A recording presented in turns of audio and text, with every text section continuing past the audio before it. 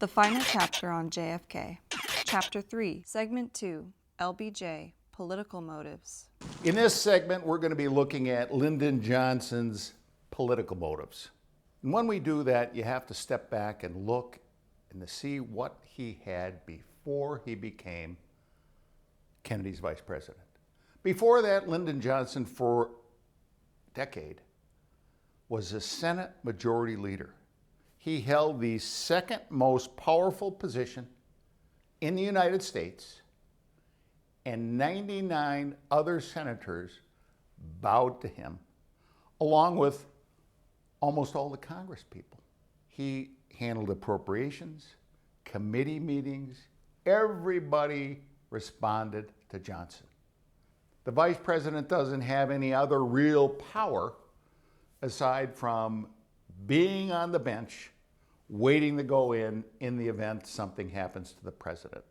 During the 1960 Democratic National Convention, Johnson tried to steal the nomination away from Kennedy.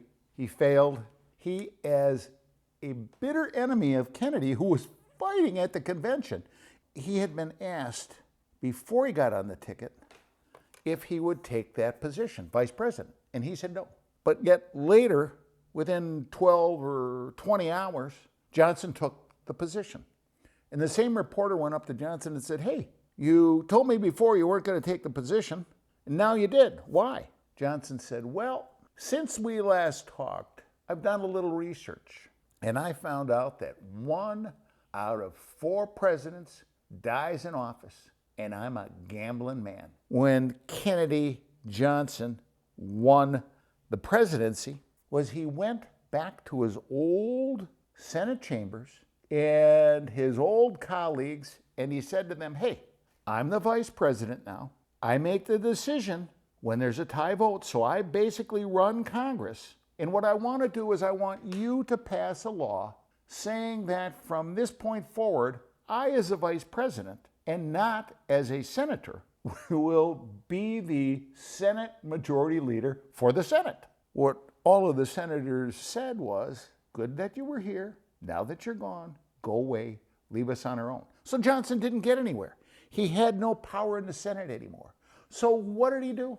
He had his lawyers draft up a presidential executive order, which he took to John F. Kennedy and he said, "Hey, sign this." Kennedy looks at it, and if you can imagine, it is an executive order creating a co-presidency. Johnson wanted Kennedy to sign an order saying that Johnson was going to be president with him. They're going to work together. Kennedy, of course, just like the Senate, said, "Lyndon, get out of here."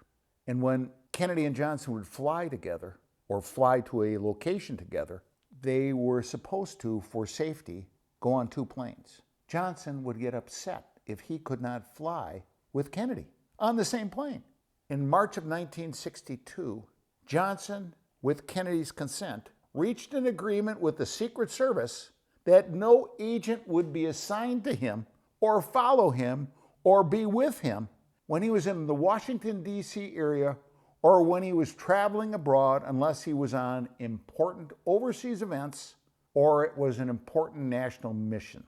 Now, we can guess as to why the vice president did not want people following him and being with him and reporting upon where he was going and coming from, but we would only be guessing. When the Bay of Pigs invasion occurred, the former Senate Majority Leader was not counseled by the president and his staff, but rather he was at a flower festival in Virginia, and then he went to his ranch for a barbecue. When there were civil rights controversies occurring both in Mississippi and in Alabama, Lyndon Johnson was fishing. When the Cuban Missile Crisis began in 1962, Kennedy brought Johnson in to have Johnson help in strategy sessions. Unfortunately, Johnson's way of handling situations was different than Kennedy's and his staff. Lyndon Johnson, the bullier in the Senate, recommended that Kennedy and all of the military generals that the way the Cuban Missile Crisis should be handled with nuclear weapons in Cuba is to bomb the crap out of the place. Of course, Johnson was not involved in any of the secret negotiations that ultimately resolved the situation, and Kennedy could not rely upon him. When Kennedy selected him, no one expected Johnson to have his fingers in so many dirty deals. Now, in terms of these scandals, the Billy Saul Estes scandal was the one that started the soonest after Johnson took office. The Billy Saul Estes scandal involved two parts to the Federal Agricultural Department's licensing and storage business. Estes was running a grain storage business that was illegal and a cotton allotment scheme that was illegal. And the government came in, insisted as they were investigating him that he put up a large bond. Johnson got the bond suspended. Johnson then tried to stop the Agricultural Department from doing anything by issuing a letter to the Secretary of the Agriculture. It slowed things down for a time until an agricultural agent began investigating. In June of 1961, the agent ended up dead, 5 shots to the head. Thereafter, Estes' accountant, who could link and explain everything, also ended up dead. Of all of the interesting matters for the Estes scandal, a Senate subcommittee resumed a postponed investigation into Billy Saul Estes in late October of 1963, and Billy Saul Estes was subpoenaed to testify before the committee on November 12th, 1963, but of course, when he went there, he refused to talk and took the Fifth Amendment, and Congress had planned upon offering Estes immunity, but unfortunately, Kennedy died 10 days later, and the entire matter dried up. The Bobby Baker scandal involved Baker as the secretary to Johnson when he was Senate Majority Leader. And throughout Washington, the relationship between the two men and what they could do was called the Johnson-Baker Axis.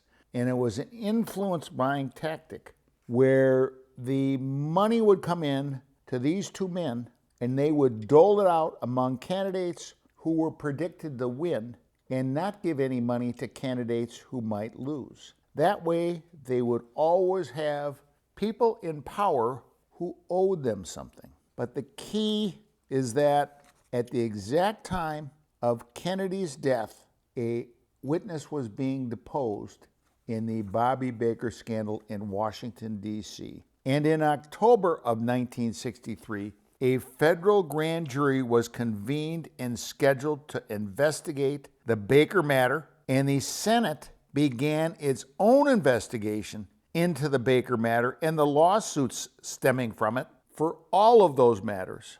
The legal counsel who showed up to represent Bobby Baker was one of Johnson's lawyers. In this case, it was Abe Fortas. Fortas had Baker quickly resign from the Senate, thinking that things would end, but they did not until Kennedy's death. Lyndon Johnson was allowed one appointment as John Kennedy's vice president. Johnson was given the right to appoint the Secretary of the Navy. And he brought in one of his former lawyers, Fred Korth, out of the Dallas-Fort Worth area. And the Navy was about to award a huge $3 to $5 billion airplane contract to either General Dynamics out of Texas or Boeing Corporation.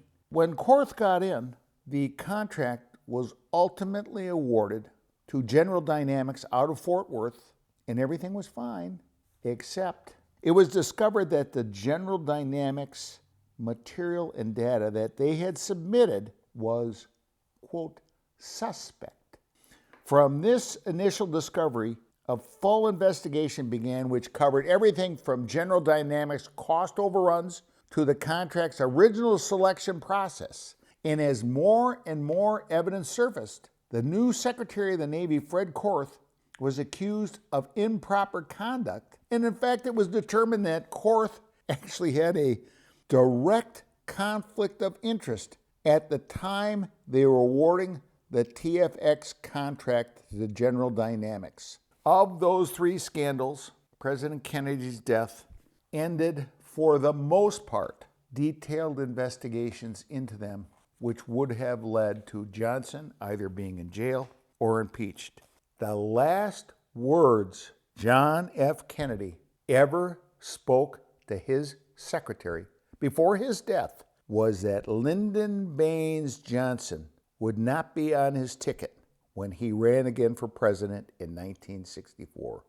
Lyndon Baines Johnson had a number of political motives for wanting Kennedy dead. In order to survive political obscurity and to avoid political destruction and actual survival, Johnson greatly benefited by Kennedy dying on November 22nd, 1963. Now, with that said, let's shift gears and go to the remainder of Lyndon Johnson's motives, and those are economic motives. And that will be in our next segment, and I'll see you soon.